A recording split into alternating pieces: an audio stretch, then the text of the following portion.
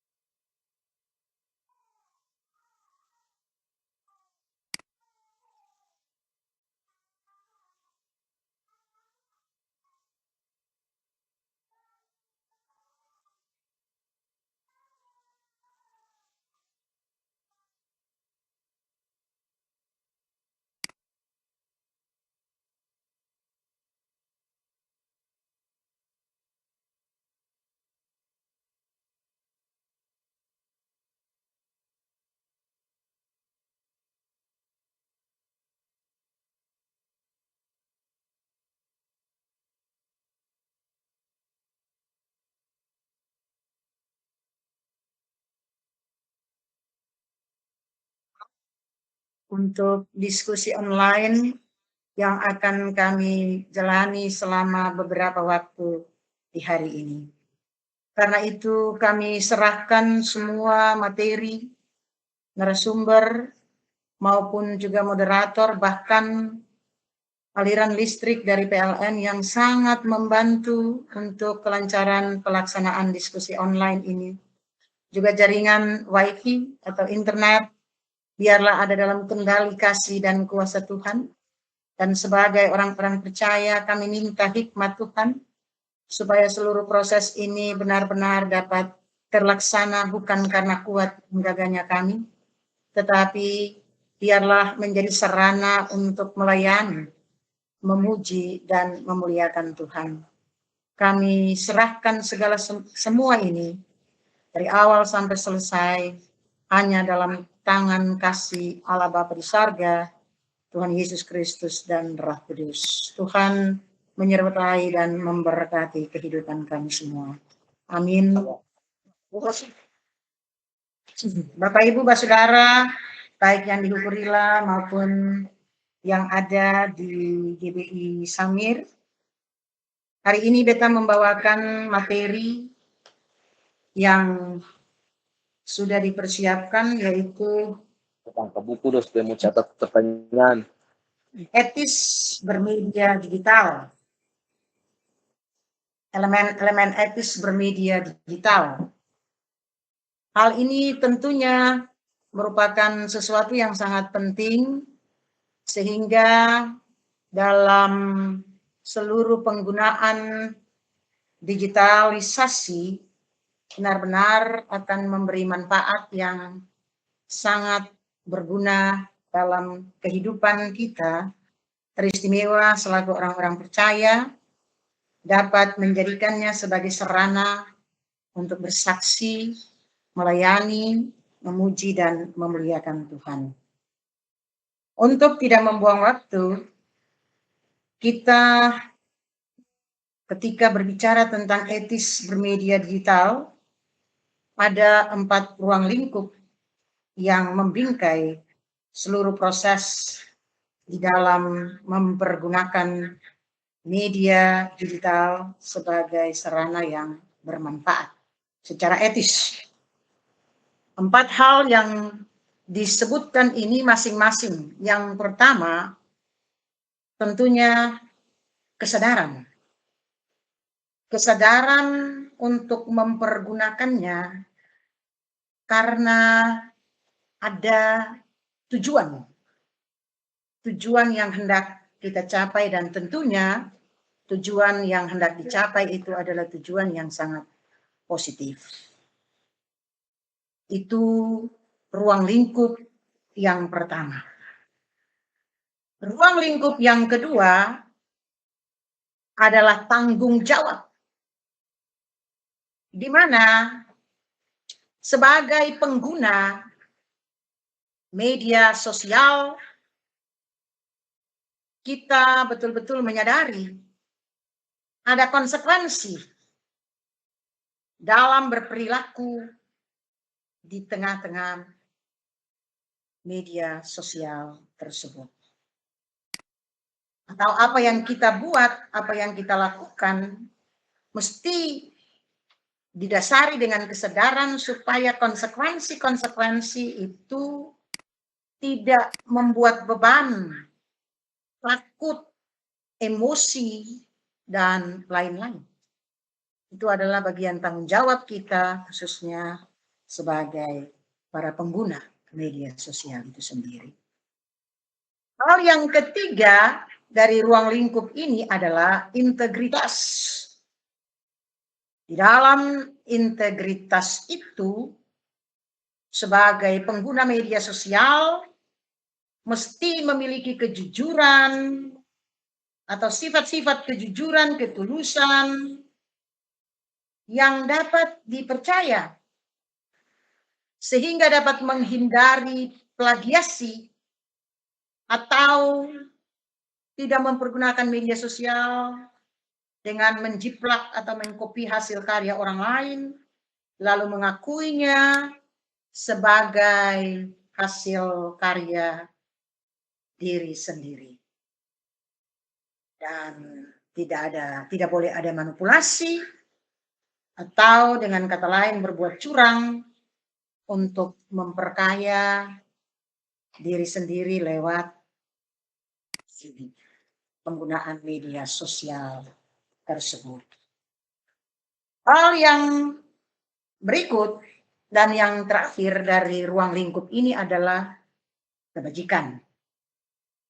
Tentu dari kata ini saja dapat kita maknai sebagai hal-hal yang memiliki nilai-nilai kemanfaatan, kemanusiaan, dan kebaikan bagi orang yang mendengar, melihat ketika kita mempergunakan media sosial atau sebagai pengguna media sosial itu sendiri. Ini yang mesti menjadi fondasi bagi setiap orang yang menjadikan digital sebagai media yang sangat aktif atau yang sangat bermanfaat di dalam perjalanan kehidupannya. Dan oleh karena itu, ada hal-hal yang perlu kita lihat secara bersama. 10 etiket baik dari kemanfaatan dan penggunaan media sosial ini sebagai pengguna media sosial. 10 nilai-nilai etiket itu antara lain.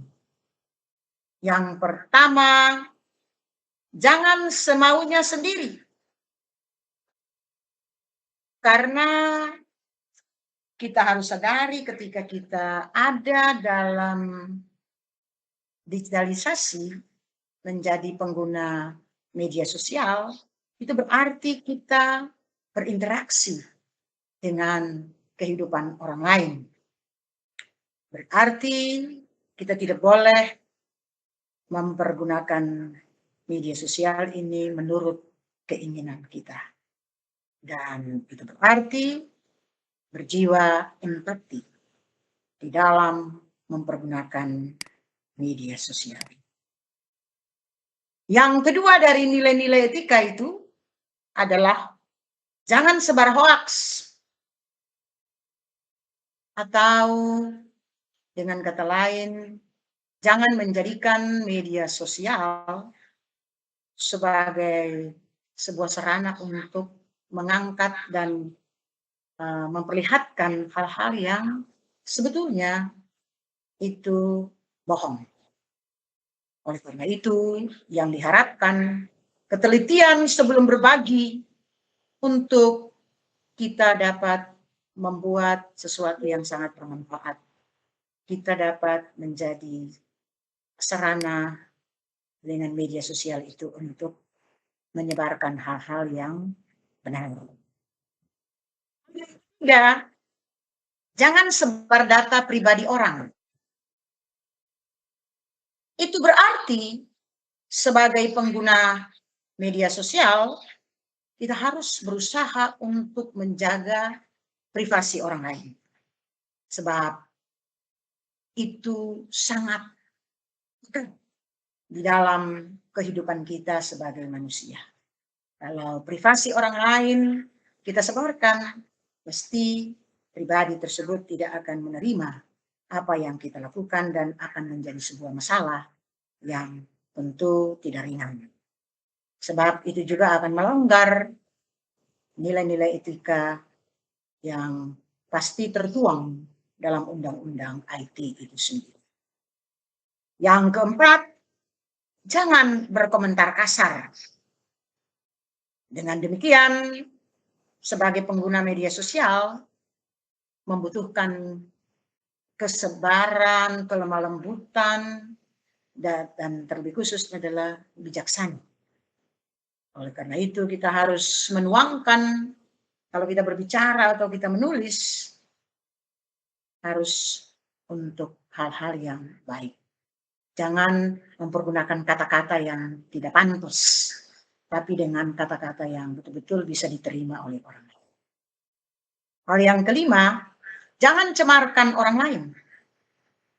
Ketika kita ada bermasalah dengan seseorang, jangan kita jadikan media sosial sebagai sarana untuk kita melampiaskan apa yang kita rasakan, kita alami dengan membuat orang yang kita punya masalah dengan dia itu akhirnya tercemar namanya. Kita harus berusaha untuk ada dalam pengendalian diri. Sehingga masalah kita adalah masalah kita dan dia, dan tidak perlu orang lain tahu.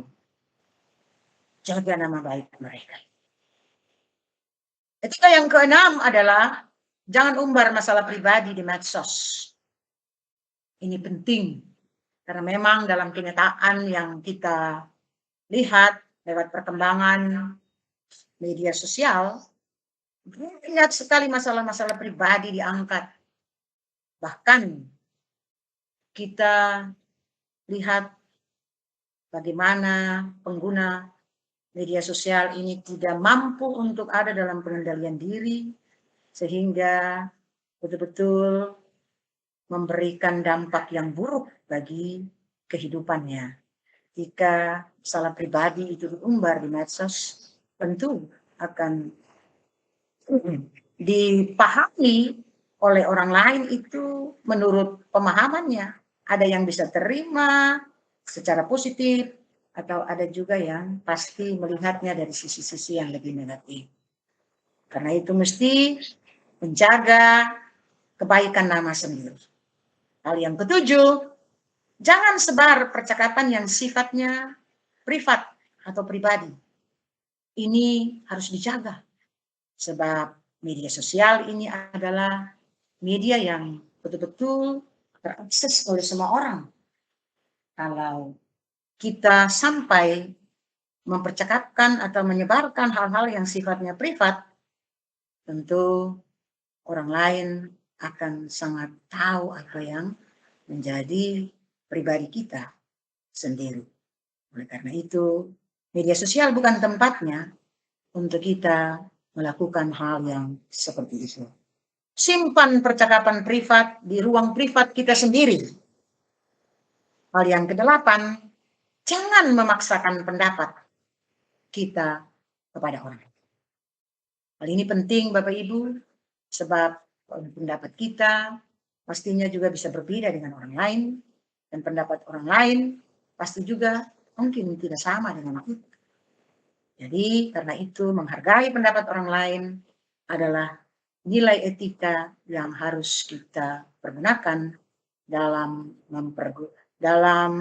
menjalani seluruh proses lewat digitalisasi. Hal yang ke-9, jangan copas tanpa izin. Nah, ini penting Bapak Ibu. Kalau ada orang lain punya karya, maka kita harus meminta izin dulu, menghargai karya orang lain. Jangan cepat-cepat kita langsung mengaksesnya seakan-akan kita merasa kita punya hak terhadap apa yang menjadi karya orang lain itu. Jadi harus betul-betul kita memohon izin. Kalaupun kita mengutip sumber-sumber di buku dan sebagainya, di majalah atau di koran, berarti mesti disertakan sumber berita atau informasi yang kita lakukan. Hal yang terakhir dari 10 etika bermedia sosial secara etis, maka jangan menulis dengan huruf kapital semua. Tulislah dengan sopan, supaya orang lain juga bisa menilai, sebab ketika kita menulis dengan huruf kapital semua, pasti bisa menimbulkan pikiran yang negatif dari orang yang membacanya. Sebab ketika huruf kapital semua tertulis, berarti itu menjadi catatan tersendiri dalam seluruh keberadaan pengguna media sosial. Kita harus jaga itu supaya tidak menimbulkan kerancuan berpikir dalam proses bermedia sosial. Bapak Ibu, saudara yang Tuhan Yesus kasihi, hal-hal ini tentu bukan barang baru yang kita tahu atau kita miliki. Tetapi ketika ini disampaikan, tentu saja mengingatkan kita, membuat kita semakin lebih baik, semakin lebih bijaksana dalam mempergunakan media sosial sebagai sarana berkomunikasi dan juga informasi. Mengapa kita harus kritis sebagai para pengguna media sosial?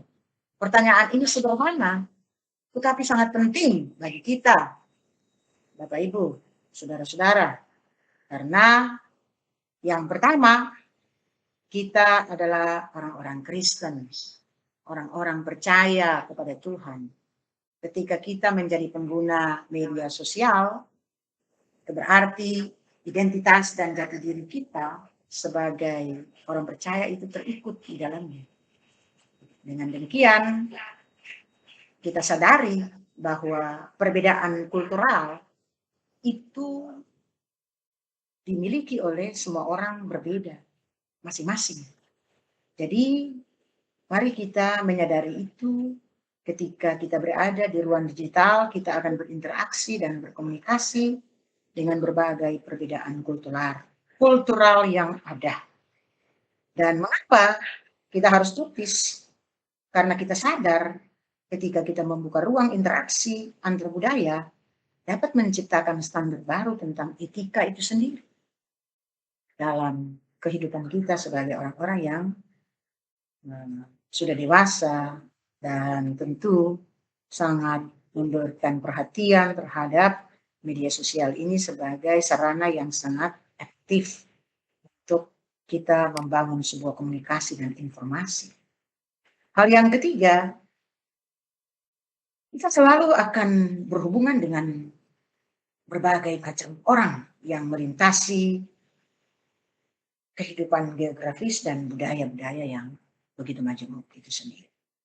Dengan demikian, partisipasi semua orang itu akan ikut menentukan keberadaan kita sebagai pengguna media sosial yang baik dan bijaksana.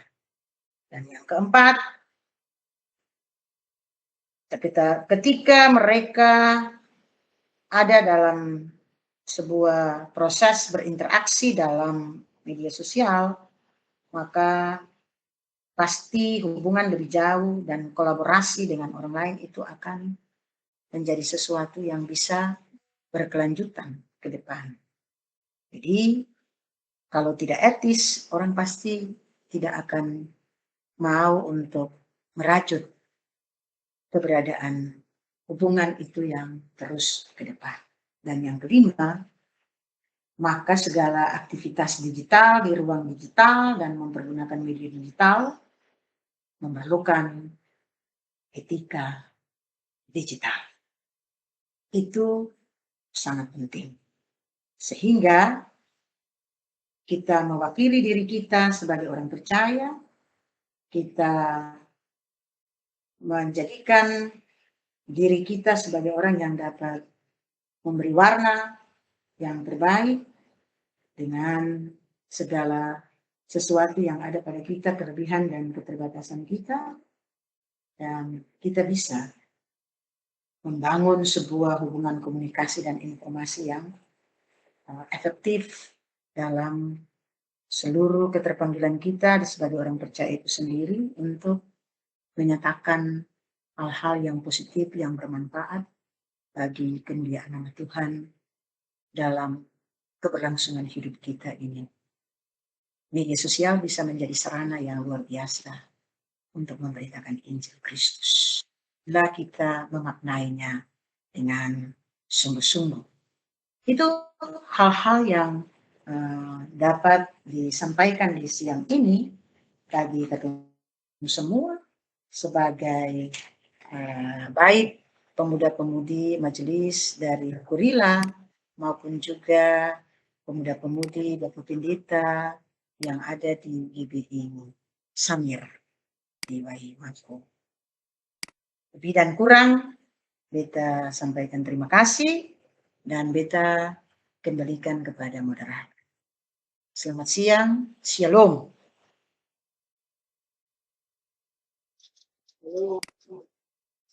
Shalom. Ya. Shalom.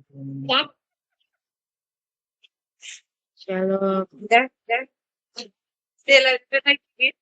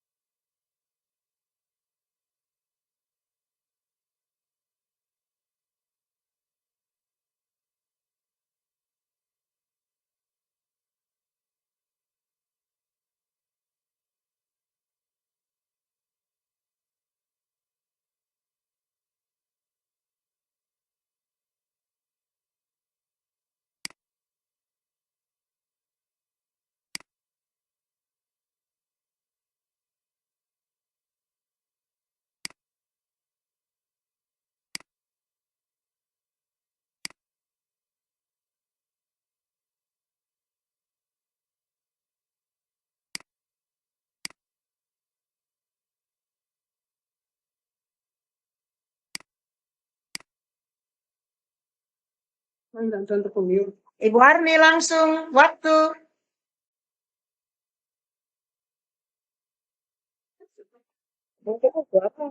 Sekarang ini TV.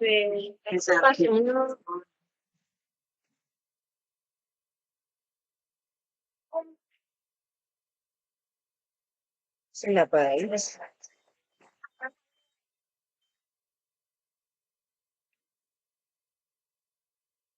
Beta ikut jalan-jalan juga.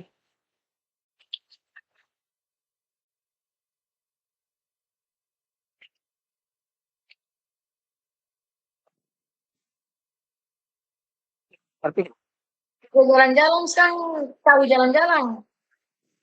jamara beta ada tawaran duka dulu beta ikut tapi sana juga.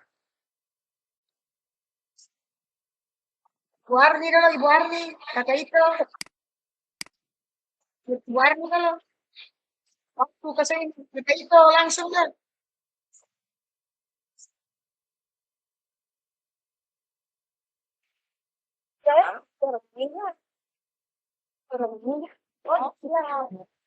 Oh, bagian cepat sih urus.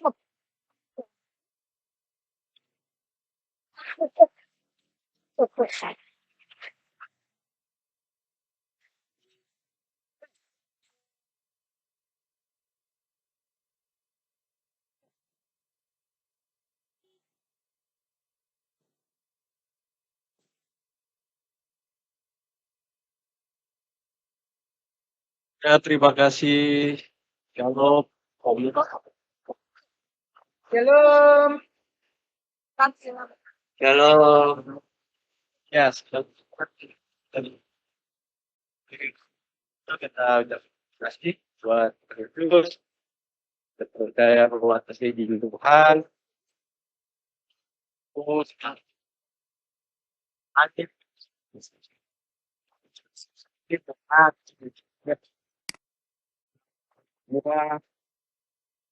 maaf kita ya buat kita ya,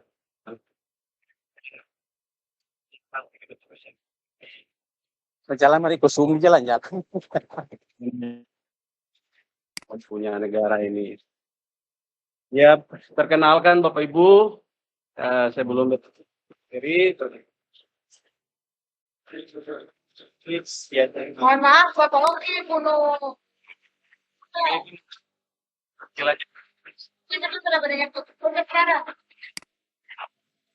Tempat ini. Bapak Oki. Terima kasih. Bapak Ongki bunuh video, bunuh audio tuh dong. Menyampaikan materi tentang pandangan Alkitab, Bapak Ibu ya. Tadi kemarin Bu Niko chat beta bahwa nanti beta bawa materi tentang pandangan Alkitab tentang intoleransi, Bapak Ibu ya.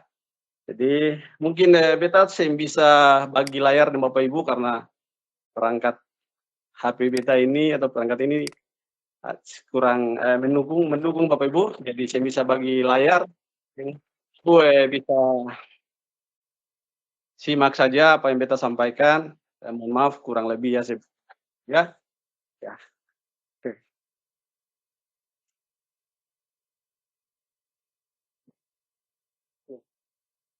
Ya Bapak Ibu, pertama-tama ketong harus mengerti dulu apa itu intoleransi ya.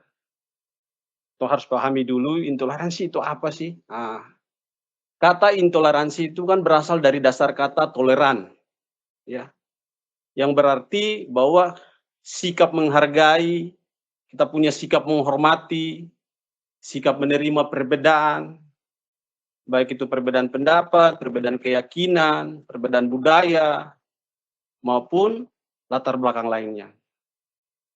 Berarti dari pengertian yang tadi, kita bisa simpulkan bahwa intoleransi adalah kebalikan dari situ. Kebalikannya bahwa ada sikap tidak menghargai, nah, gitu. Intoleransi itu berarti ada sikap tidak menghargai, sikap tidak menghormati, sikap tidak menerima perbedaan, ya. Dan yang paling kita lihat sekarang di hari-hari ini itu tentang keyakinan, Bapak Ibu ya, seperti itu. Nah, mari kita lihat sama-sama ketika kita mengerti, memahami pengertian dari intoleransi ini sendiri, mari kita kembali melihat apa yang Alkitab bilang, apa yang firman Tuhan bilang. Ya. Ada beberapa poin penting Bapak Ibu yang diberkati Tuhan bahwa yang kita cari dari kebenaran firman Tuhan. Menurut pandangan Alkitab, arti kata intoleransi ini sama dengan kata orang yang tidak suka dengan Tuhan. Kalau bahasa yang paling keren di Alkitab bilang antikristus, ya.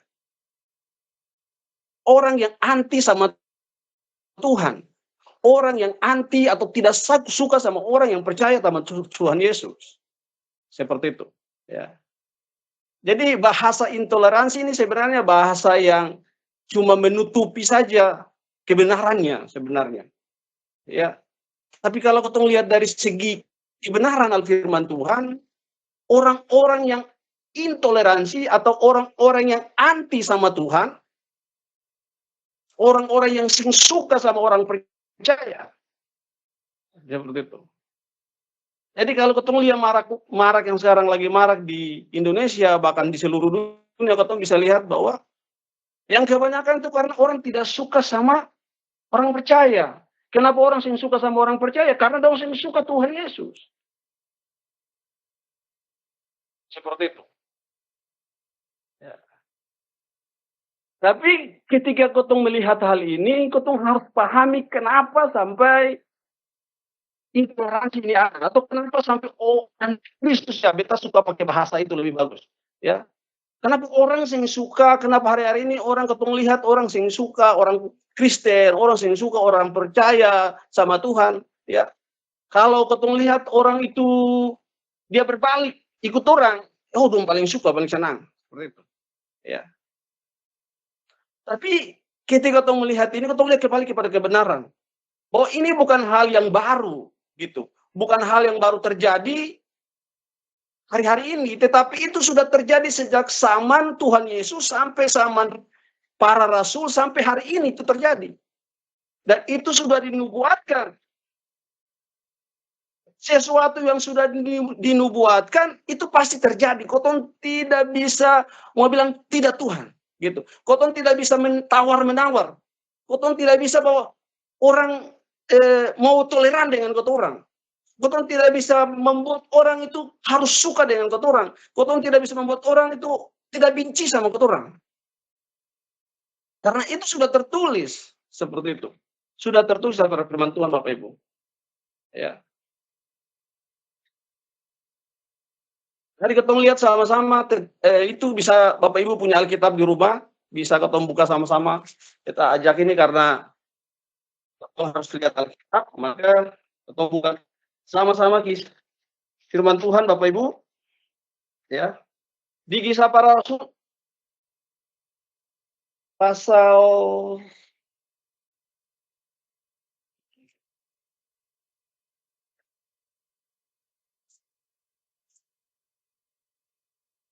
ya, Kisah Para Rasul pasal 8. Itu tentang penganiayaan terhadap jemaat Yerusalem. Pada waktu itu mulailah penganiayaan yang hebat terhadap jemaat di Yerusalem. Mereka semua kecuali rasul-rasul tersebar ke seluruh daerah Yudea dan Samaria. Orang-orang saleh menguburkan mayat.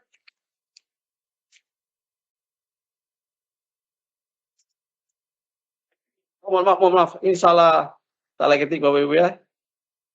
Kisah Para Rasul.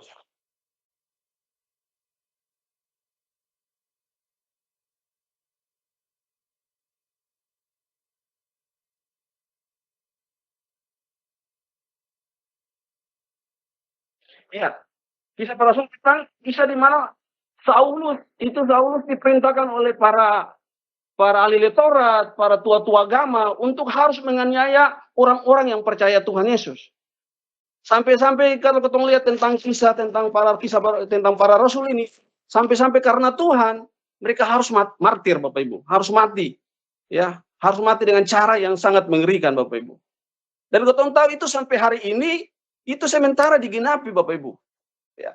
Jadi kalau kita lihat orang yang suka kata orang bangun gereja, orang yang suka kata orang untuk beribadah, bahkan sampai rumah-rumah gereja, rumah-rumah ibadat diruntuhkan, itu memang sudah tertulis, itu sudah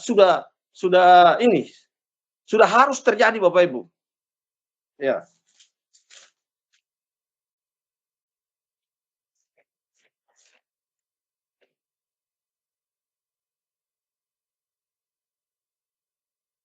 Ya.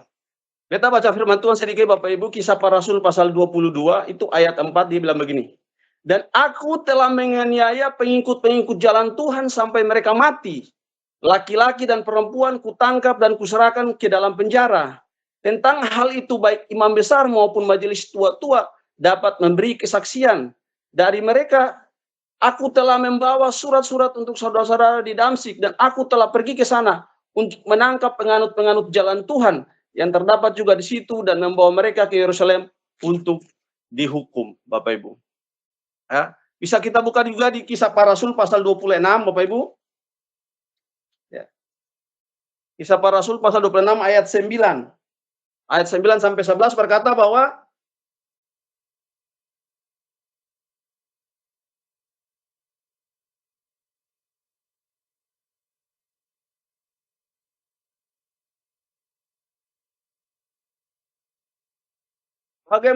bagaimanapun juga aku sendiri pernah menyangka bahwa aku harus keras bertindak menentang nama Yesus dari Nazaret, Bapak Ibu. Ya.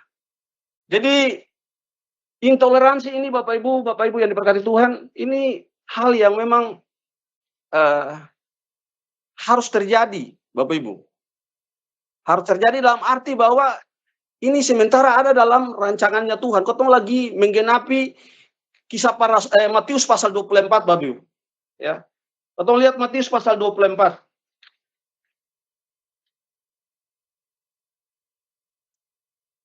Matius pasal 24 itu berbicara tentang khotbah tentang akhir zaman.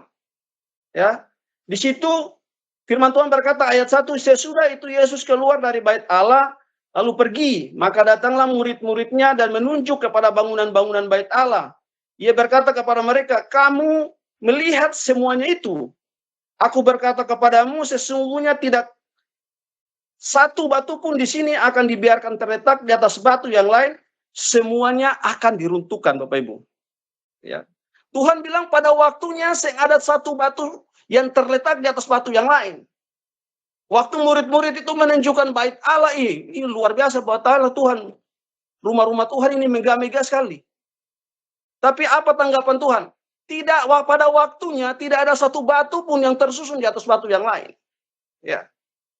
Jadi kalau kita melihat keadaan kondisi sekarang, mau bangun gereja saja, itu surat izin, walaupun sudah ada surat izin, Bapak Ibu, itu tidak akan pernah diizinkan. Karena ini kegenapan. Bahkan firman Tuhan yang sudah terbangun pun itu akan diruntuhkan. Apalagi yang mau bangun, Bapak Ibu. Ya. Bahwa firman Tuhan bilang tidak akan ada satu batu pun yang tersusun di atas satu batu pun yang lain. Maka kalau ketemu memahami dan mengerti ini, maka seperti yang Ibu Pendeta tadi sampaikan, maka ketemu tahu bagaimana ketemu bersikap, Bapak Ibu. Bagaimana ketemu bisa melihat situasi itu dan ketemu merespon dengan baik. Ya, karena ketemu mengerti kebenarannya bahwa ini lagi menggenapi segala sesuatu, semua yang lagi terjadi yang ketemu lihat hari-hari ini lagi menggenapi segala yang dinubuatkan Tuhan dalam firman Tuhan. Jadi ketemu mau babanting, istilahnya begitu, mau babanting bagaimanapun, namanya sudah tertulis dalam firman Tuhan, pasti terjadi. Ya. Jadi kalau ketemu lihat ketemu punya saudara-saudara yang lain, ya orang-orang Kristen di mana-mana, di daerah-daerah manapun, ya mereka tinggalkan gereja, ibadah, ya tempat ibadah sudah dirusakkan. Ya, itu memang karena memang sudah tertulis itu, Tuhan sudah bilang. Pada waktunya ya ada batu satu yang terletak di atas batu yang lain. Ya. Dan kalau kita melihat ini, maka kita harus bersyukur bahwa firman Tuhan ini sementara digenapi. Ya. Karena kalau kita tidak mengerti, maka kita punya sikap, kita punya tindakan bisa salah. Ya. Maka seperti yang di Ibu Pendeta bilang, maka kalau kita bermedia sosial, kita ini pakai bisa saja kita bisa mengeluarkan kata-kata yang sudah tidak pantas, ya. Kita yang nanti yang salah pasti. Seperti itu. Berikut bahwa alasan kenapa sampai muncul intoleransi, ya, dalam dunia ini. Kita buka sama-sama di ayat Yohanes 15 ayat 19, Bapak Ibu.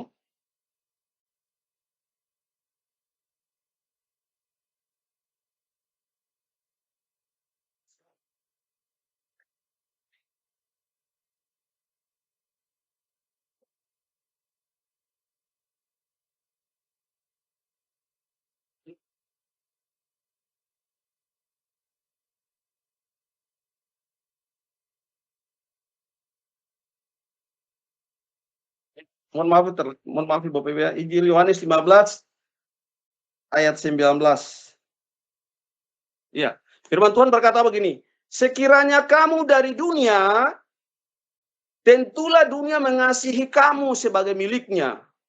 Tetapi karena kamu bukan dari dunia, melainkan aku telah memilih kamu dari dunia, sebab itulah dunia membenci kamu. Firman Tuhan bilang, sekiranya kamu dari dunia, tentulah dunia mengasihi kamu sebagai miliknya. Jadi kalau kotong ini sama dengan dorang pasti sayang ke orang, istilahnya begitu. Dunia ini pasti mengasihi ke orang. Ya. Tetapi karena firman Tuhan bahwa karena kotong bukan berasal dari dunia ini, selain Tuhan yang memilih ke orang. Itu sebabnya dunia membenci ke orang, Bapak Ibu. Jadi kotong saya bisa lari dari sini. Pada saat kotong percaya Tuhan, resikonya adalah dunia membenci ke orang. Makanya firman Tuhan bilang begini, barang siapa mengikuti aku, ia harus menyangkal dirinya. Dia harus memikul salibnya dan mengikuti aku. Jadi hari-hari ini Bapak Ibu yang kotong lihat hari-hari ini kotong lagi menggenapi firman Tuhan ini, ya.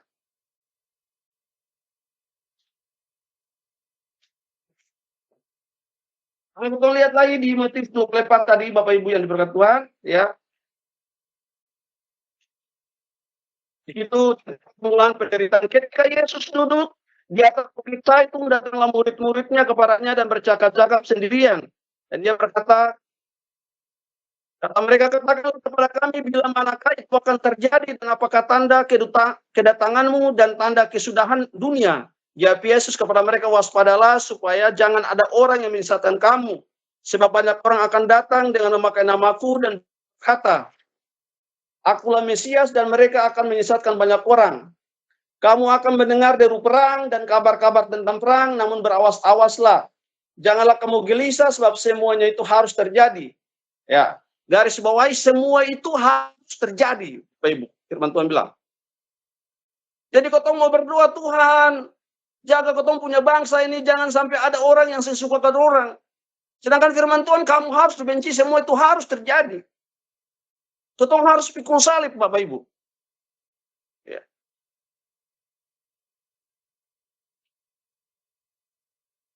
Sebab bangsa akan bangkit melawan bangsa dan kerajaan melawan kerajaan. Akan ada kelaparan dan kebabukan di berbagai tempat, akan tetapi semuanya itu barulah permulaan penderitaan menjelang zaman baru. Ya, firman Tuhan berkata bangsa akan bangkit melawan bangsa. Ya, akan ada peperangan, akan ada deru perang di mana-mana. Kamu akan lihat itu, Bapak Ibu. Ya, kamu akan dianiaya, kamu akan dibenci karena nama Tuhan. Kalau kau mau bikin apa? Kau mau angkat tangan, palungku, kau mau angkat senjata, ya, kau mau bela Tuhan. Tuhan itu yang perlu dibela. Ya. Karena dia itu yang membela orang, Bapak Ibu.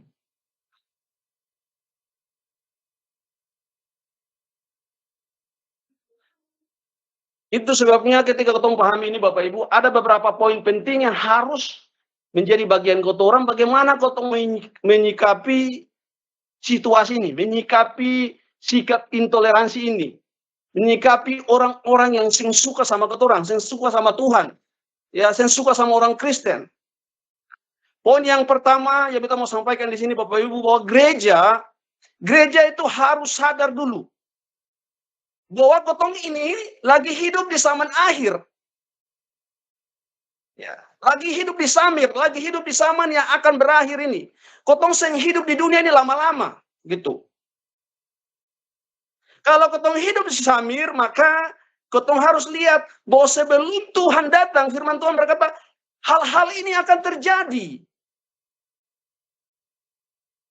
Kamu akan diseret di hadapan mahkamah agama, kamu akan dibawa ke pengadilan, ya. Kamu akan dibenci, bangsa akan bangkit melawan bangsa, kau akan lihat kelaparan, kau akan lihat orang-orang Kristen dianiaya, orang-orang percaya dianiaya. Yang pertama kau sadar, kau hidup di mana nih? Itu yang pertama. Gereja Umat Tuhan harus percaya, beta ini kotong sudah hidup di zaman yang susah lama lah. Waktu ini paling singkat. Ada kalau ketemu baca di firman Tuhan di 2 Petrus itu berkata begini, bahwa jika kamu melihat hal seperti ini, betapa itu sucinya dan salehnya kamu harus hidup. Segala sesuatu kalau ini hancur sedemikian rupa Bapak Ibu, maka betapa suci dan salehnya kamu harus hidup. Karena ini hari-hari yang saya bisa ketong tawar-menawar bahwa oh ini waktu masih panjang. Bapak Ibu bisa melihat tanda-tanda zaman ini, ya. Poin yang kedua Bapak Ibu, jangan ketong lupa bahwa ketong pun jati diri sebagai anak-anak Tuhan. Yang berpegang teguh kepada hukum kasih. Kalau ketong bilang Tuhan mengasihi ketorang, tapi ketong membenci orang yang membenci ketorang, berarti ketong bukan anak Tuhan, anak dunia pasti. Makanya Tuhan bilang begini, kasihilah orang yang membenci kamu, yang menganiaya kamu, berjualah bagi musuhmu. Jadi sekarang kalau orang bikin rusak, ketong punya gereja, ini contoh. Apa ketong harus balas karena punya rumah ibadat? Sedangkan Tuhan sudah mengajarkan itu. Tuhan sudah bilang waktunya itu akan runtuh. Ya. Yang terpenting adalah bait Allah ketong ini, bukan gedung. Bukan ketong punya rumah. Ya, firman Tuhan bilang begini, jika rumah kediamanmu di bumi ini dibongkar, ketahuilah aku telah menyediakan tempatmu di sorga. Jadi kalau ketong lihat begitu, ketong bersyukur, puji Tuhan, beta punya rumah sudah tersedia di sorga. Nah, memang ikut Tuhan harus menderita Bapak Ibu. Ikut Tuhan itu gampang, enak gitu. Maka ketong saya bisa membalas kejahatan dengan kejahatan, ya. Jadi kalau ketong lihat di media sosial maraknya begini, ya rumah-rumah Tuhan dibakar, orang-orang Kristen dianiaya. Lalu ketong mulai akhirnya kalau ketong tidak mengerti, ketong tidak memahami, ketong bisa saja akhirnya tertangkap Bapak Ibu. Ya, ketong bisa berkomentar yang tidak benar, ya. Atau yang salah akhirnya pada dasarnya. Seperti itu, ya.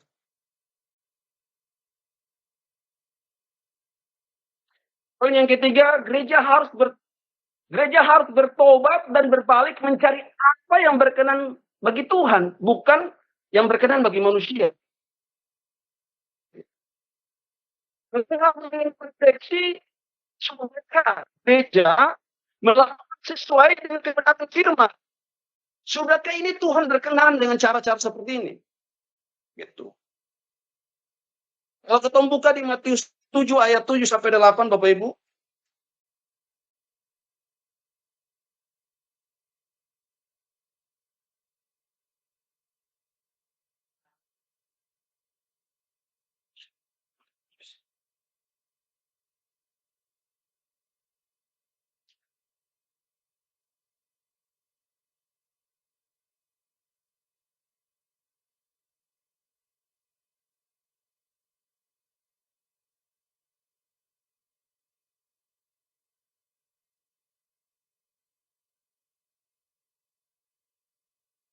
Mohon maaf Bapak Ibu, Matius pasal 15 ayat 9. Cuma mereka beribadah kepadaku, sedangkan yang mereka ajarkan ialah perintah manusia. Ya. Perintah Allah ayat 8, Markus 7 ayat 8 berkata begini, perintah Allah kamu abaikan untuk berpegang pada adat istiadat manusia. Jadi kalau hari-hari ini gereja ada masih terikat dengan hal-hal begitu, perlu bertobat Bapak Ibu. Atau harus menyukakan Tuhan.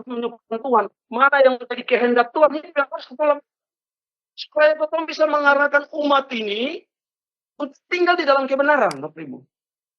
Untuk hidup di dalam kebenaran. Ya, itu.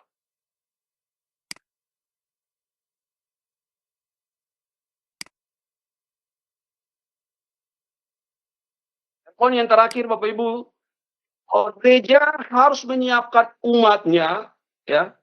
Gereja atau generasi muda ini harus menyiapkan umatnya, ya, pemimpin-pemimpin gereja, pemimpin-pemimpin pemuda, ya, harus benar-benar menyiapkan umatnya supaya mampu menghadapi dunia ini. yang semakin gelap. Ya, jangan sampai orang-orang percaya, jangan sampai ketong ini seperti apa? 5 gadis yang bodoh. Yang punya pelipis tapi tidak punya minyak. Waktu Tuhan datang, Tuhan bilang kita sayang ngerti. Karena kita sibuk dengan cari dunia pengaruh. Kita sibuk seperti itu. Kita sibuk cari apa yang Tuhan mau buat kita orang, supaya kita bisa mampu menghadapi zaman ini, kegelapan yang sementara ada di depan ini. Kita butuh pelita, kita butuh minyak, kita butuh firman, kita butuh roh, gitu. Yang menuntun kita orang, firman itu bahkan roh itu yang menuntun kita untuk melangkah. Ya. Jadi kalau Bapak Ibu baca firman Tuhan di Matius 25 itu tentang 5 gadis yang bodoh dan 5 gadis yang bijaksana, itu berbicara tentang kedatangan Tuhan. Itu berbicara tentang umat yang mempersiapkan diri, yang punya pelita dan minyak harus tetap menyala. Karena apa? Karena perjalanan ini yang kau hadapi ada perjalanan kegelapan, perjalanan di mana kau menghadapi segala tantangan di depan. Dan kau butuh firman, kau butuh minyak. Kau butuh Roh Kudus untuk menuntut kau punya hidup ini, Bapak Ibu. Jadi itu yang perlu kita sampaikan, Bapak Ibu yang diberkati Tuhan, ya, bahwa hari-hari ini yang kau bicara tentang intoleransi, kau lihat tentang intoleransi ini, ya kalau kau lihat secara alkitabiah seperti itu, orang-orang ini orang-orang yang suka Tuhan sebenarnya. Kalau bahasa keren tadi beta bilang, sampaikan tadi antikristus. Orang-orang yang percaya Tuhan, orang-orang yang bilang tidak ada Tuhan selain Allah, seperti itu.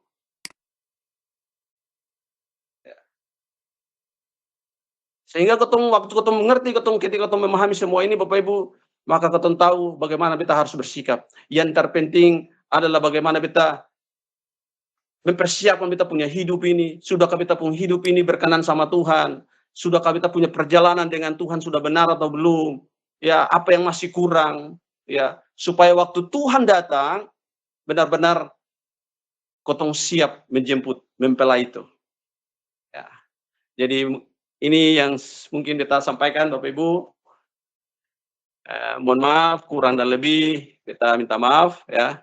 Tapi ini beberapa hal yang kita harus sampaikan dari tema yang tadi, pandangan Alkitab tentang intoleransi. Ya, terima kasih. Mohon maaf kalau ada salah kata atau salah ucap, kita mohon maaf. Terima kasih kembali kepada Bapak Diko. Terima kasih. Tuhan memberkati. Mohon kiranya Bapak Pendeta.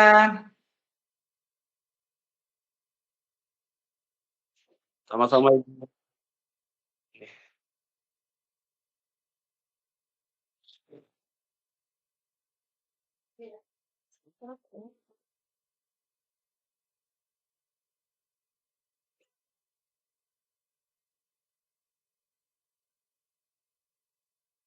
Moderator, ini suara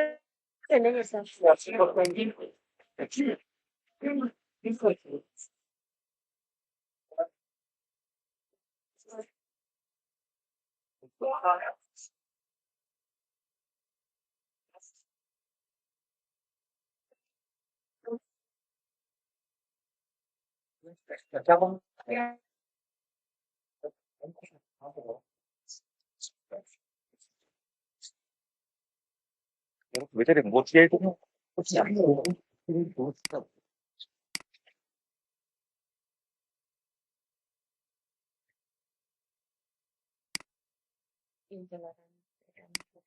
minyak.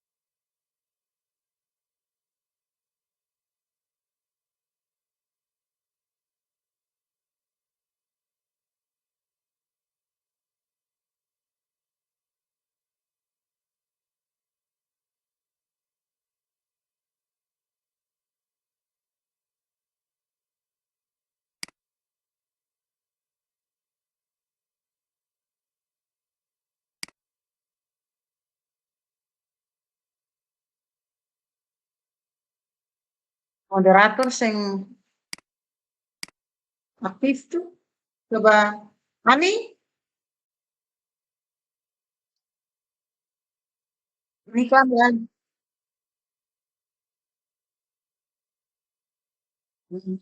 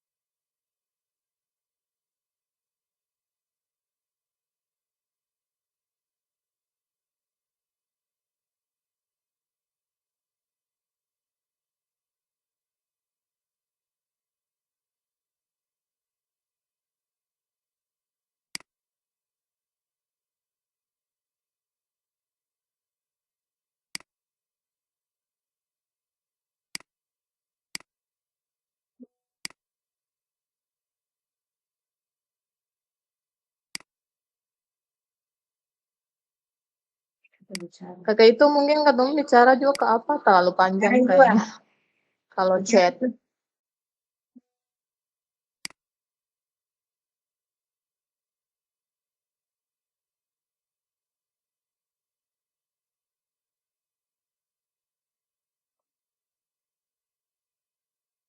Oh iya, terima kasih.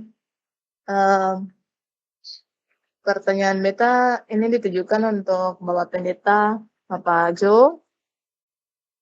Tadi terima kasih, beta mendapat beberapa apa, pencerahan tentang apa yang harus memang kita lakukan sebagai orang Kristen saat melihat bahwa banyak sekali terjadi kejahatan intoleransi terhadap umat Kristen di sosial media dan dalam kehidupan sehari-hari. Mungkin kita perkenalkan diri, kita nama Selina dari Pengurus Ranting Hukurila. Pertanyaan beta di sini Bapak, mungkin ini sebuah dilema saat orang Kristen diajarkan tentang kasih dan kasih mengajarkan bahwa katong boleh membenci mereka yang memang tidak sepaham, seagama dengan katong. Tetapi kemudian saat katong melihat perintah Allah dalam firman bahwa Tuhan kasih katong punya tugas untuk pergi jadikan semua orang, semua bangsa itu katong punya murid Tuhan, terus baptis mereka dalam nama Allah Bapa, Anak dan Roh Kudus itu dalam, kalau saya salah dalam Matius 28, kalau beda saya lupa. Jadi kalau misalkan dikaitkan dengan firman ini, apa yang memang harus katong lakukan begitu sebagai pemuda, pemudi Kristen, maksudnya anak-anak muda yang memang melihat bahwa katong banyak tersentuh dengan terdampak dengan kondisi-kondisi saat ini, dan banyak juga teman-teman yang memilih untuk menyerah, kemudian berhenti di tengah jalan, tidak lagi mengakui Yesus begitu. Apa yang harus katong lakukan? Haruskah katong melawan gitu untuk, kalau tapi tadi Bapak bilang biarkan saja katong, sebab katong diajari tentang kasih. Haruskah katong melawan Sedangkan salah satu tugas katong sebagai orang Kristen adalah menjadikan semua orang itu adalah anak-anak Tuhan begitu. Itu saja Bapak, terima kasih. Mungkin satu aja pertanyaan untuk Bapak Pendeta Jo. Terima kasih.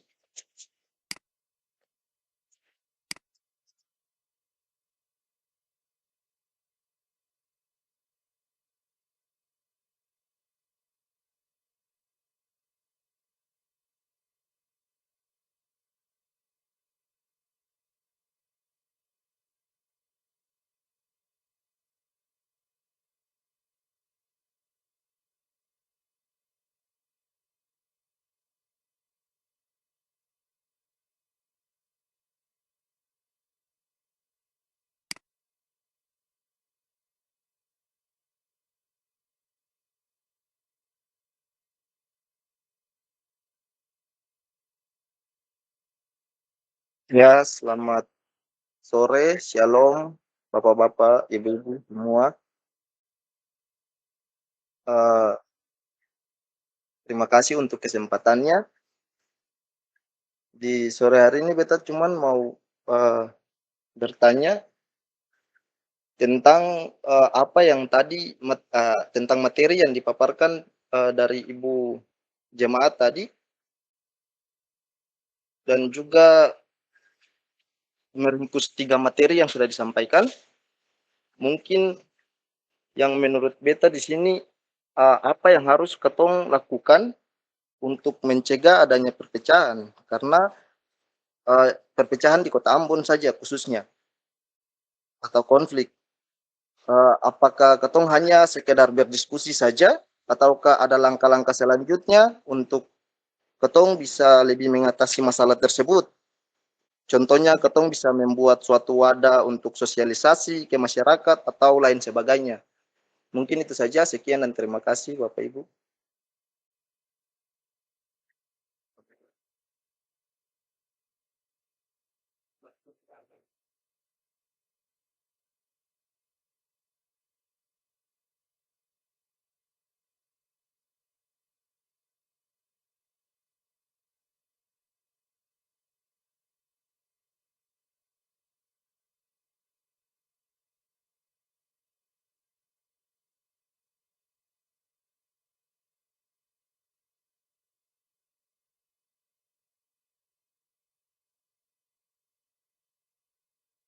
Bapak beta bisa mohon maaf Bapak beta bisa tambah sedikit. Kalau terkait dengan toleransi dan intoleransi sekarang, kalau menurut beta ketong jangan ambil jauh. Contoh saja, contoh kecil TikTok sekarang ya. Karena di TikTok sekarang itu sistem toleransi dan intoleransinya itu sangat-sangat berpengaruh. Sekarang banyak yang sudah mengatasnamai Tuhan, dalam artian membuat live streaming dengan adanya perdebatan-perdebatan agama dan lain-lain. Sekarang tidak ada edis TV dan lain-lain, itu secara tidak langsung itu dia mengajarkan orang untuk membuat suatu perpecahan, dalam artian dia mengungkapkan apa yang dia tahu dan dia menunggu tanggapan dari orang lain, dan itu harus dicegah kalau menurut beta. Kira-kira tanggapan menurut Bapak Ibu tentang acara-acara live streaming seperti itu kayak gimana? Terima kasih.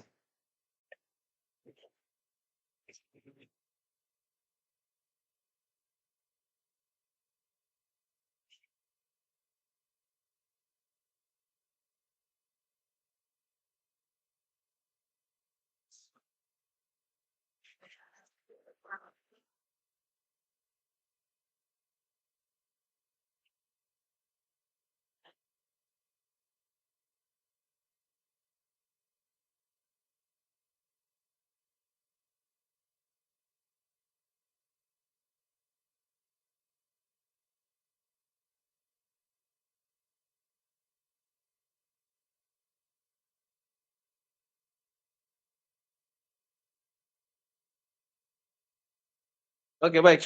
Oh ya.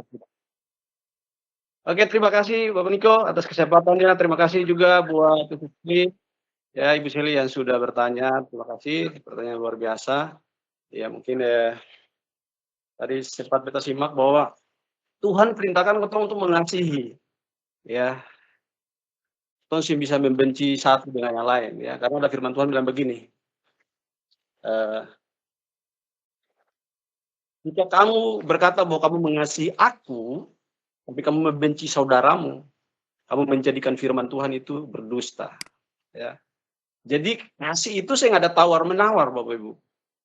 Ketong saya bisa tawar-menawar dengan kasih karena itu yang Tuhan mau dalam ketong. Kenapa? Karena firman Tuhan begini, kasih itu menutupi banyak sekali dosa. Ketong ini orang dosa. Ketong ini seharusnya dan selayaknya harus dihukum karena ketong punya dosa. Tetapi karena kasih Tuhan, maka Tuhan itu rela mati buat orang, ya, supaya ketong ditebus. Hutang dosa harus dibayar dengan darah, seperti itu. Dan Tuhan melakukan itu. Dan firman Tuhan berkata begini bahwa segala sesuatu yang aku buat di dunia ini itu menjadi contoh dan teladan bagi kamu. Jadi untuk ketong mengasihi orang lain itu harga mati, Bapak Ibu. Ya, kalau ketong bilang ketong percaya Tuhan. Kalau ketong bilang ketong ini anak Tuhan, ya bukan anak-anak dunia. Ketong bilang ketong ini orang yang mengasihi Tuhan, maka mengasihi itu adalah harga mati. Mengasihi itu adalah cermin orang yang percaya Tuhan, seperti itu. Tetapi ketong menghadapi dengan dilema yang seperti tadi dipaparkan oleh tadi ditanyakan. Dilema dengan keadaan, kondisi, situasi di mana orang-orang percaya mengalami hal-hal begini. Kemudian ada tugas yang seperti yang tadi ditanyakan bahwa ada tugas Tuhan bilang begini, pergilah jadikanlah semua bangsa muridku. Itu amanat agung yang Tuhan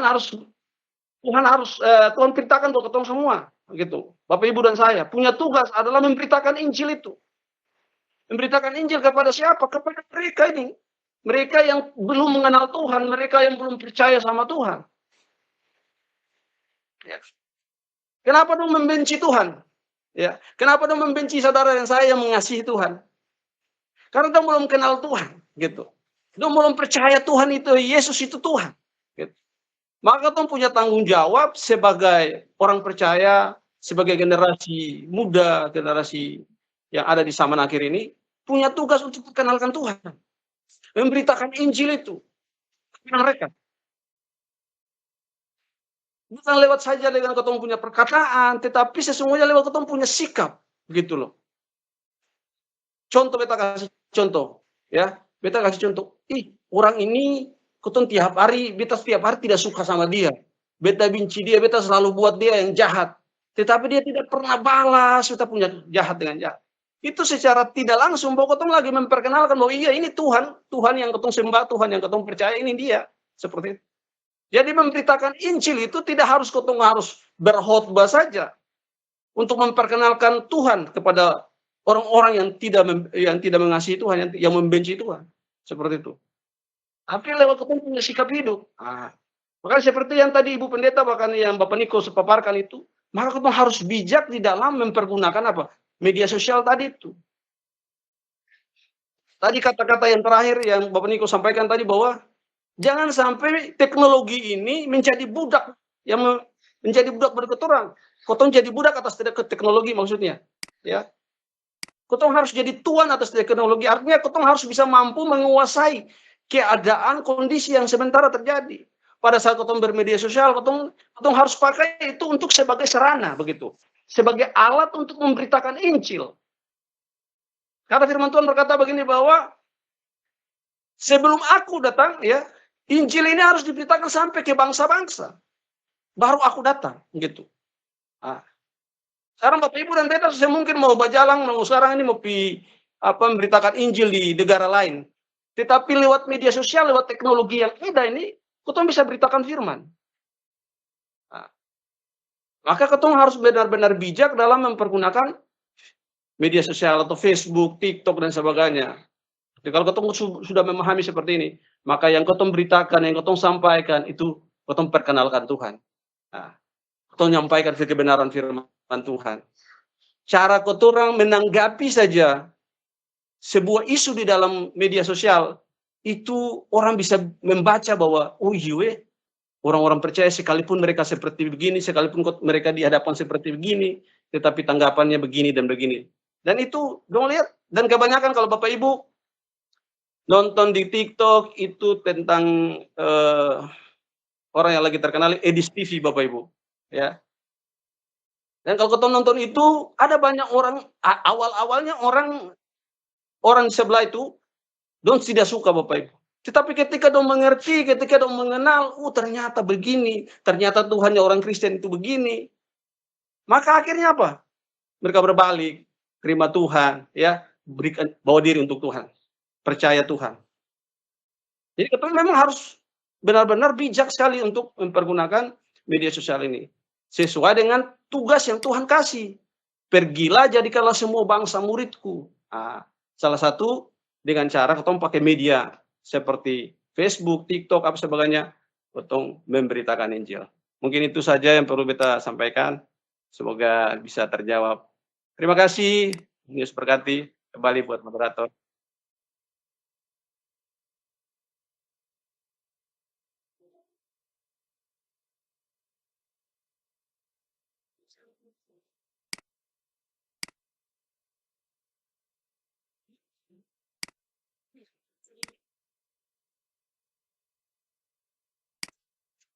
Ya, Ain.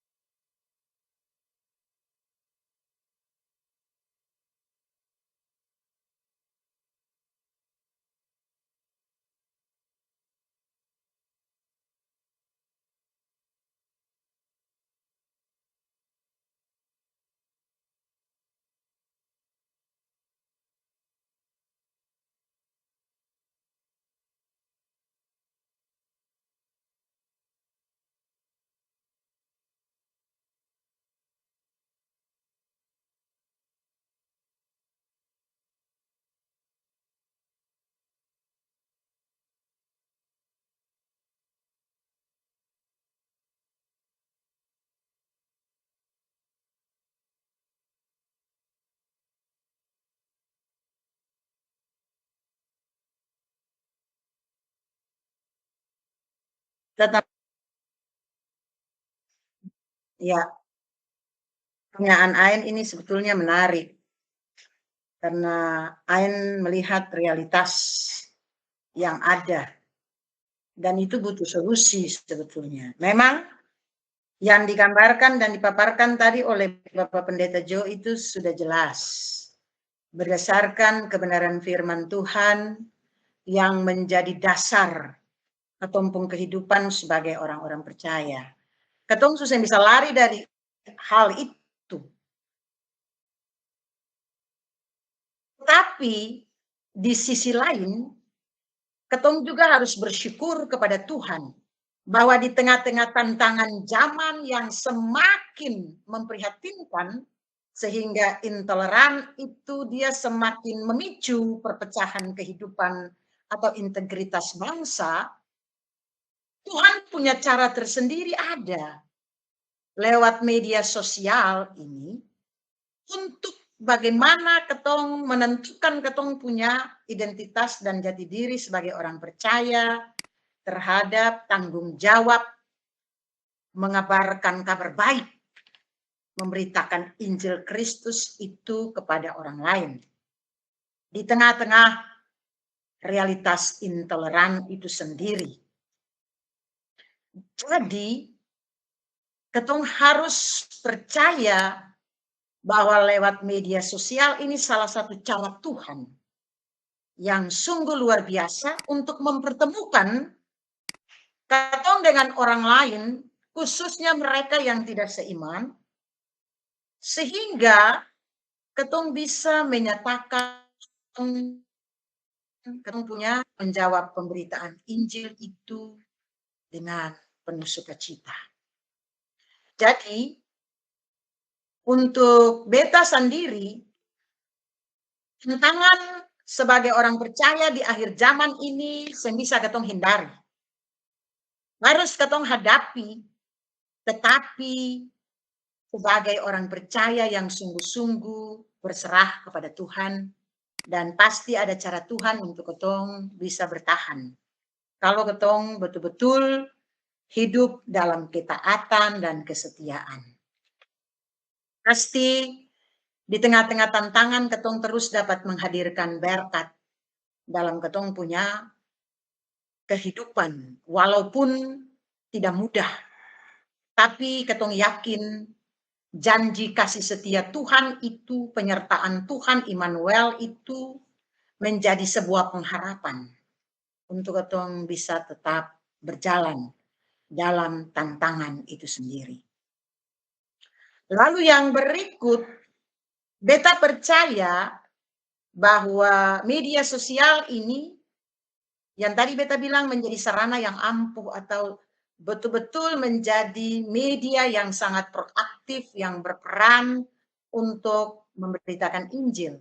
Nah, tinggal bagaimana ketong betul-betul mempergunakannya dengan bijaksana.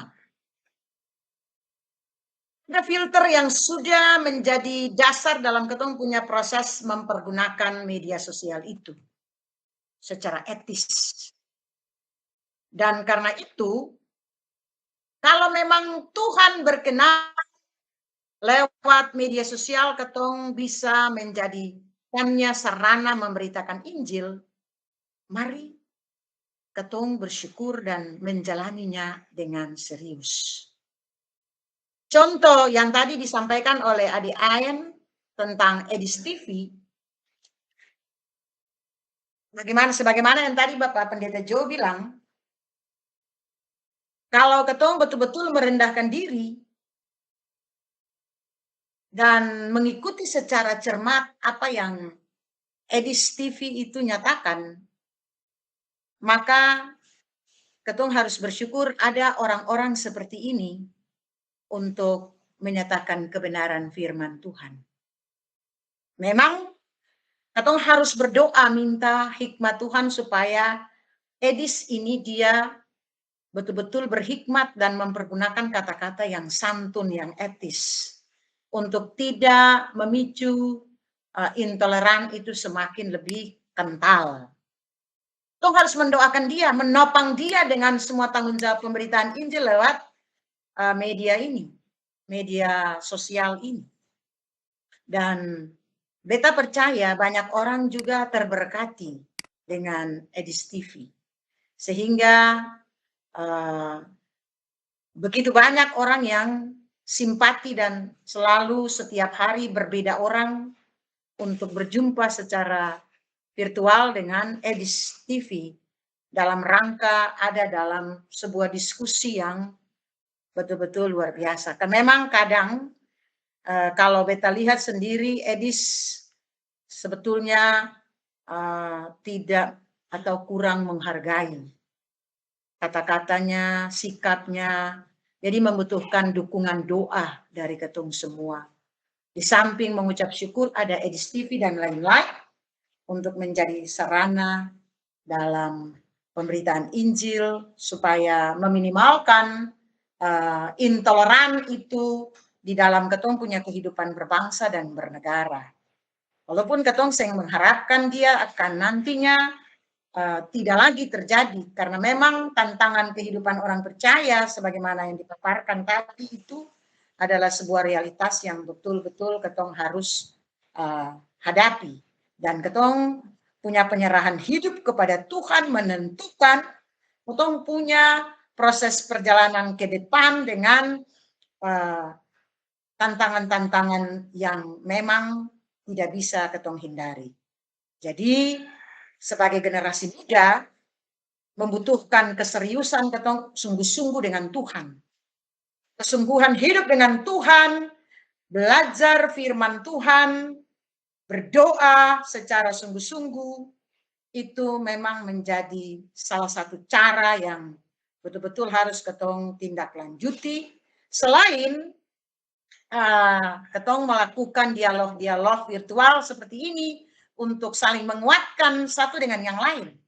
Jadi itu berarti salah satu sarana yang ketong pakai, yang ketong lakukan hari ini, kalau boleh, dia tidak hanya terjadi hari ini, tetapi dia menjadi sebuah agenda yang berkelanjutan. Mungkin kalau kali ini ketong dengan GBI Samir, mungkin ke depan dengan yang lain, atau GBI Samir mungkin bukan saja dengan jemaat Hukurila, tapi bisa juga dengan jemaat-jemaat yang lain yang ada di GPM.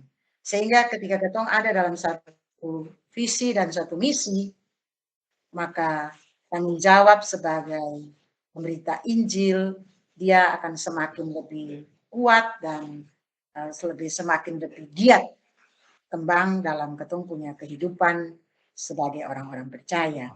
Jadi intinya bahwa ketika digitalisasi ini menjadi sebuah kenyataan perkembangan yang betul-betul nyata dalam hidup ini, maka ketong harus jadikan dia sebagai sarana yang betul-betul aktif untuk proses-proses tanggung jawab pemberitaan Injil secara santun lewat tanggung jawab yang mesti disikapi oleh generasi muda dengan baik. Jadi berhenti juga dalam ketong punya kehidupan, ketong menjadikan media sosial untuk curhat-curhat, ketong punya persoalan, ketong punya kebencian-kebencian kepada orang lain dan sebagainya. Sing untung malahan untuk mempermalukan Tuhan Yesus boleh, karena ketong punya identitas sebagai orang percaya itu kerdil ketika ketong melakukan hal-hal seperti itu.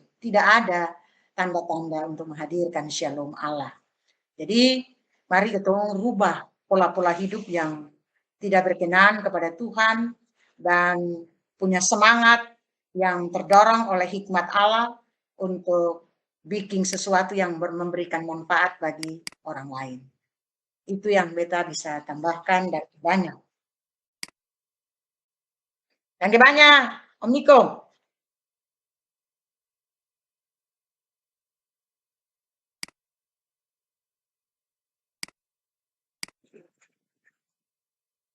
Ya, Bapak Niko, mungkin apa yang pendeta sudah sampaikan itu jelas sekali. Kita saya tambahkan apa lagi. Mungkin lanjut aja. Terima kasih.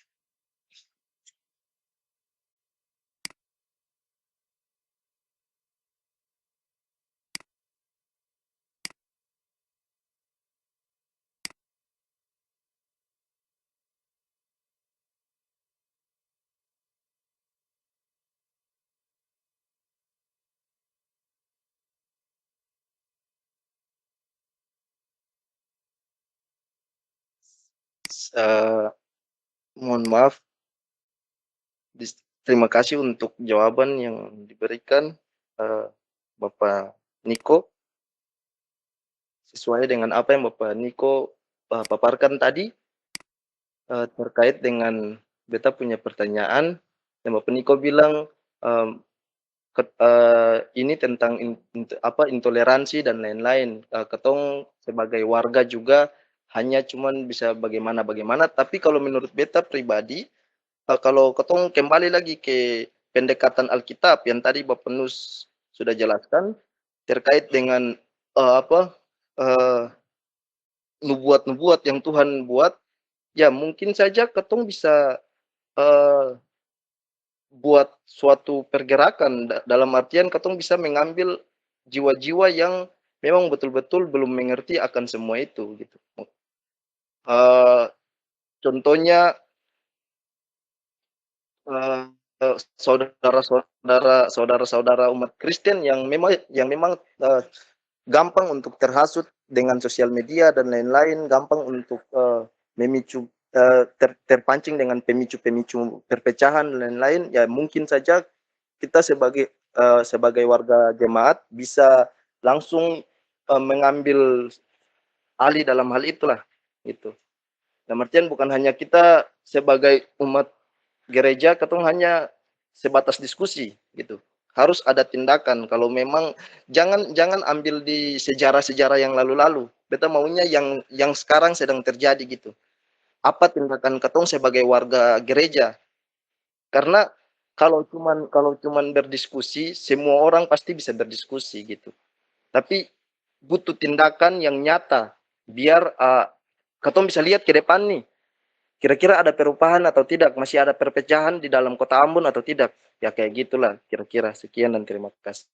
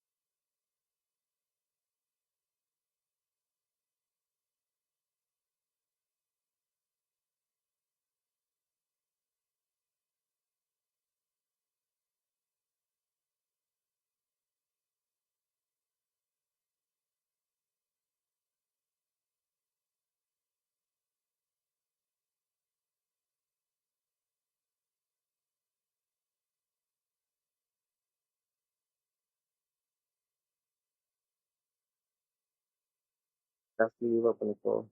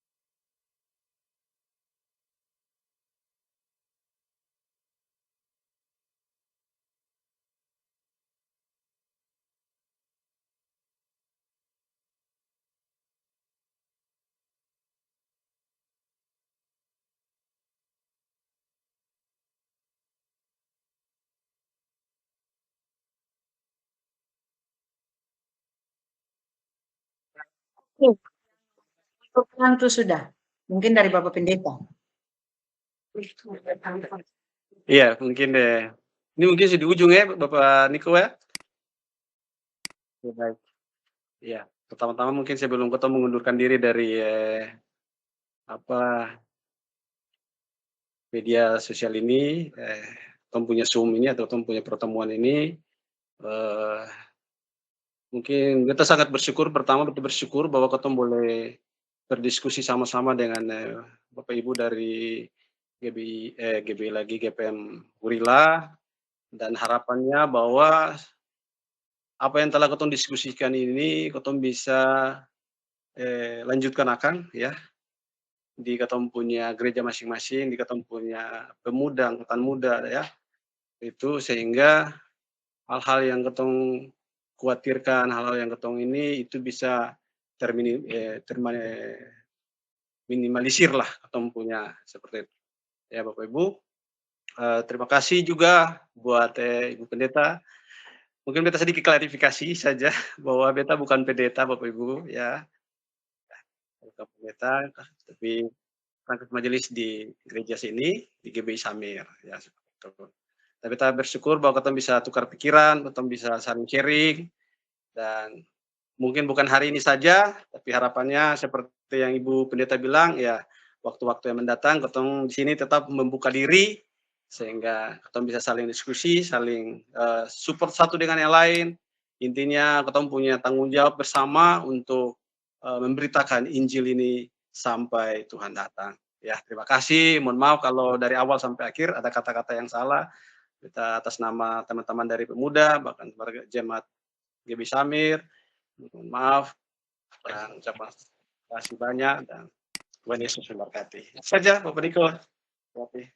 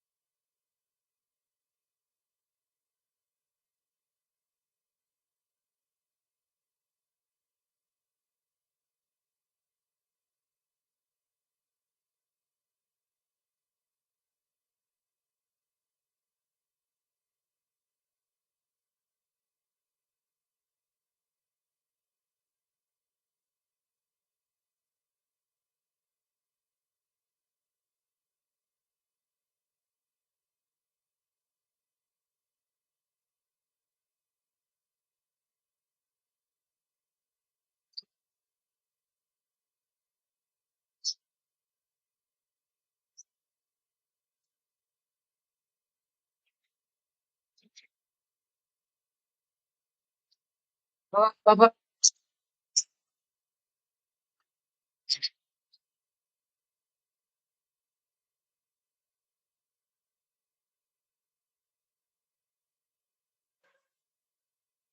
Baik, terima kasih Bapak Niko. Mari teman-teman semua, Bapak Ibu, Ibu Pendeta, mari kita tunduk kepala, kita berdoa mengucap syukur atas diskusi yang telah boleh berlangsung dengan baik. Terima kasih Tuhan, kami mengucap syukur kepada Bapa di surga karena atas kasih dan anugerah-Mu Tuhan, kami boleh ada sebagaimana ada sampai hari ini. Jadi khusus Tuhan, di mana kami boleh laksanakan diskusi, kami saling mengerti, memahami apa yang Tuhan mau, apa yang terpenting, apa yang menjadi Tuhan. Kami sebagai anak-anak Tuhan yang Tuhan percayakan ada di tengah-tengah dunia ini. Terima kasih Tuhan Yesus untuk hikmat-Mu, mengajarkan kami segala sesuatu untuk memahami apa yang menjadi kehendak-Mu Tuhan. Tuhan memberkati kami semua, Tuhan memberkati hamba-hamba-Mu yang ada di GPM Urila Tuhan ya.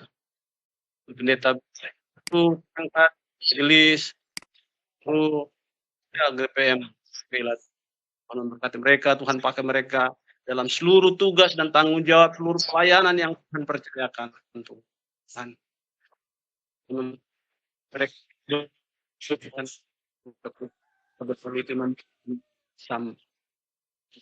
Tuhan kami bersyukur, bahkan kami semua yang dari GBI Samir Tuhan Yesus, kami bersyukur bahwa Tuhan boleh bersatukan kami bersama-sama teman-teman kami semua yang ada, yang percaya sama Tuhan. Terima kasih Tuhan Yesus dengan yang Tuhan percayakan. Sehingga amanat agung yang Tuhan percayakan bagi kami semua itu memberitakan Injil kemana-mana Tuhan Yesus. Itu boleh kami melakukannya dengan baik.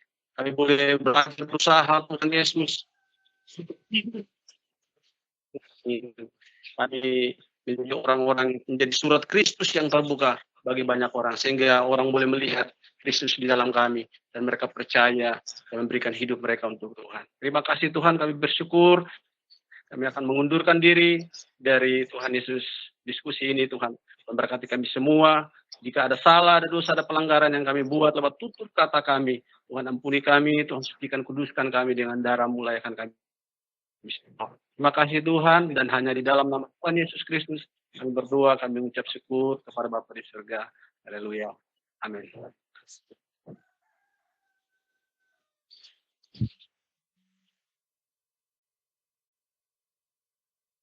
Tuhan berkati semua Ibu Pendeta. Tuhan Yesus berkati Bapak Mu dan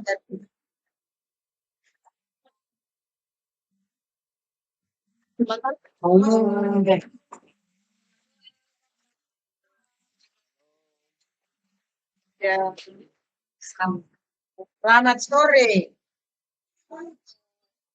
Selamat sore Ibu. Selamat sore. Salam. Halo. Halo. Ya. Terus